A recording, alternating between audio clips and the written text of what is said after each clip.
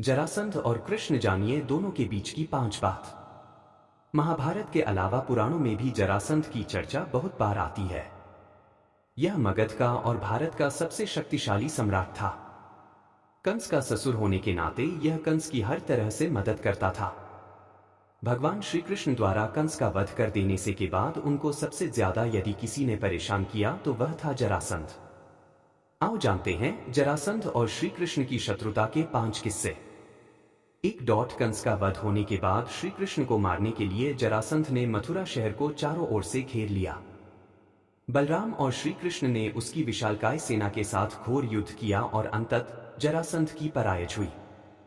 जरासंध को बंधक बना लिया गया, लेकिन बलराम को जरासंध का वध करने के लिए श्री कृष्ण ने रोक दिया और उस मुक्त कर छोड़ दिया। ऐसा श्री कृष्ण ने कई बार किया। कहते हैं कि श्री कृष्ण को मारने के लिए जरासंध ने 18 बार मथुरा पर चढ़ाई की। 17 बार वह असफल रहा। अंतिम चढ़ाई में उसने एक विदेशी शक्तिशाली शासक काल्यवन को भी मथुरा पर आक्रमण करने के लिए प्रेरित किया। काल्यवन की सेना ने मथुरा को घेर लिया। उसने मथुरा नरेश के नाम संदेश भेजा और युद्ध के लिए 1 दिन का समय दिया। श्री कृष्ण ने उत्तर में भेजा कि युद्ध केवल कृष्ण और काल्यवन में हो, सेना को व्यर्थ क्यों लड़ाए। काल्यवन ने स्वीकार कर लिया। इस नीति के तहत श्री कृष्ण रण की भूमि छोड़कर भागने लगे तो काल्यवन भी उनके पीछे भागा। भागते भागते कृष्ण एक गुफा में चले गए। काल्यवन भी वहीं घुस गया। गुफा में काल्यवन ने एक दूसरे मनुष्य को सोते हुए देखा। काल्यवन ने उसे कृष्ण समझकर कसकर लात मार दी और वह मनुष्य उठ पड़ा। उसने जैसे ही आंखें खोली और इधर उधर देखने लगे, तब सामने उसे काल्यवन दिखाई दिया। काल्यवन उसके देखने से तत्काल ही जलकर भस्म हो गया। काल्यवन को जो पुरुष गुफा में सोए मिले वे इक्ष्वाकु वंशी महाराजा मांधाता के पुत्र राजा मुचुकुंद थे, जो तपस्वी और प्रतापी थे। जरासंध का मित्र शिशुपाल था। शिशुपाल रुक्मिणी से शादी करना चाहता था। रुक्मिणी का भाई रुक्मी भी यही चाहता था। रुक्मी और शिशुपाल मित्र थे। शिशुपाल और रुक्मी जानते थे कि रुक्मी श्री कृष्ण से विवाह करना चाहती है, लेकिन रुक्मी ने शिशुपाल और रुक्मिणी ने स्वयंवर की तैयारी कर ली थी। जरासंध बिहार से इतनी दूर गुजरात सिर्फ यह पक्का करने आया कि स्वयंवर में कोई गड़बड़ न हो, मगर वहां उसकी नाक के नीचे से श्री कृष्ण रुक्मिणी को भगा कर ले गए। जरासंध को जब यह पता चला तो वह रुक्मिणी को लेने के लिए दौड़ा। जब उसने गोमांतक में कृष्ण को पकड़ने की कोशिश की तो कृष्ण ने उसे हरा दिया और उसे जीवनदान देते हुए शर्मिंदा कर दिया। जरासंध जैसे योद्धा के लिए इससे बदतर कुछ नहीं था कि एक ग्वाला उसे जीवनदान दे। इससे तो अच्छा था कि वह मर जाए। 4 द्रौपदी स्वयंवर में कई योद्धा शामिल हुए थे, उसमें जरासंध भी था।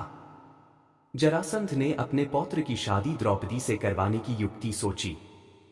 जरासंध चाहता था कि यह प्रतियोगिता में जीत गया तो अपने पौत्र का विवाह करवा दूंगा और हार गया तो मैं द्रौपदी का अपहरण कर उसका विवाह करवा दूंगा। यह सोचकर वह स्वयंवर में अपनी सेना लेकर पहुंचा। श्री कृष्ण इस हालात को समझ गए थे। जरासंध के शिविर में बहुत सख्त पहरा था, लेकिन आधी रात को श्री कृष्ण अपना सिर ढककर उसके शिविर में पहुंचे। पहरेदारों ने रोका तो उन्होंने कहा कि यदि नहीं मिलने दिया तो अनर्थ हो जाएगा, सब मारे जाएंगे और इसके दोषी तुम ही होंगे। ऐसा सुनकर पहरेदार ने पहरा प्रमुख को बुलाया। पहरा प्रमुख की जिम्मेदारी जरासंध के एक पौत्र के पास था। वह आया तब उसने आकर पूछा, तुम कौन हो? तब श्री कृष्ण ने अपने चेहरे से कपड़ा हटाया और बोला, मैं वासुदेव कृष्ण हूं, जरासंध का पौत्र हक्का बक्का रह गया।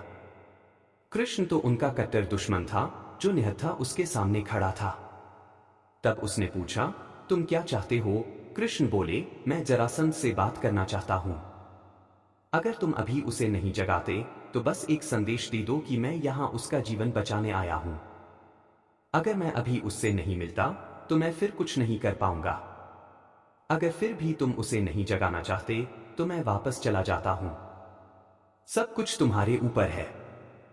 यह सुनकर वह जरासंध के पास गया और उसे जगाया। उसने सूचना दी गई, कृष्ण आपसे मिलने आए हैं। जरासंध को अपने कानों पर यकीन नहीं हुआ। क्या वह आधी रात को मेरे शिविर में मुझसे मिलने आया है? उसकी इतनी हिम्मत? उसके दिमाग में तुरंत आया, क्या हम अभी उसे मार डालें? फिर उसके पौत्र ने उसे बताया कि कृष्ण ने उससे क्या कहा।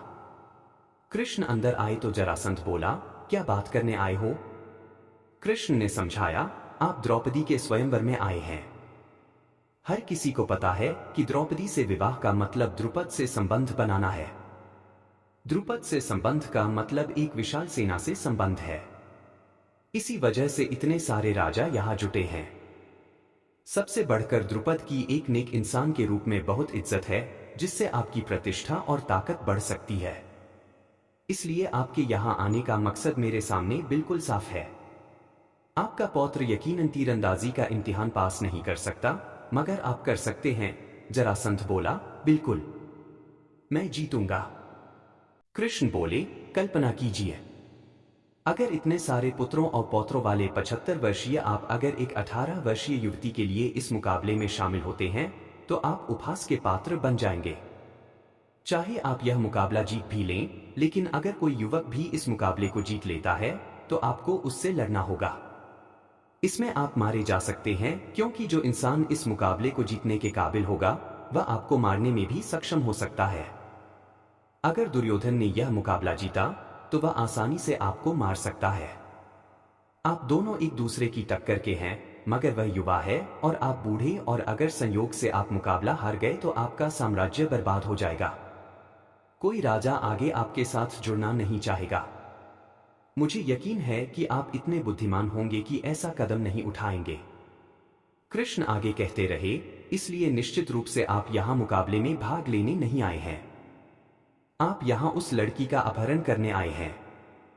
ऐसा आप सिर्फ 2 जगह कर सकते हैं। एक जगह वह है जब वह दूसरी राजकुमारियों के साथ मंदिर आएगी। दूसरी जगह जब वह विवाह कक्ष में प्रवेश करेगी। उन्होंने बताया, इन दोनों जगहों पर मेरे सबसे धुरंधर लोग तैनात हैं। अगर आपका रथ निर्धारित मार्ग से थोड़ा भी भटका, तो तत्काल आपका सिर धड़ से अलग हो जाएगा। चाहे जिस तरह से भी, अगर आप अपनी किसी योजना पर अमल करने की कोशिश करेंगे, तो आपकी मौत तय है। आपके लिए सबसे अच्छा यही है कि आप द्रुपद को जो भी बढ़िया उपहार दे सकते हैं, देकर पूरी इज्जत से यहां से चले जाएं। जरासंध यह सुनकर घबरा गया। जरासंध को बात समझ में आ गई। 5 जरासंध यदि महाभारत के युद्ध में होता तो युद्ध का रुख कुछ और होता। लेकिन श्री कृष्ण को मालूम था कि महाभारत का युद्ध होना है। उसके पहले ही उन्होंने कई महान योद्धाओं में से एक जरासंध को भी मारने की युक्ति सोच ली थी।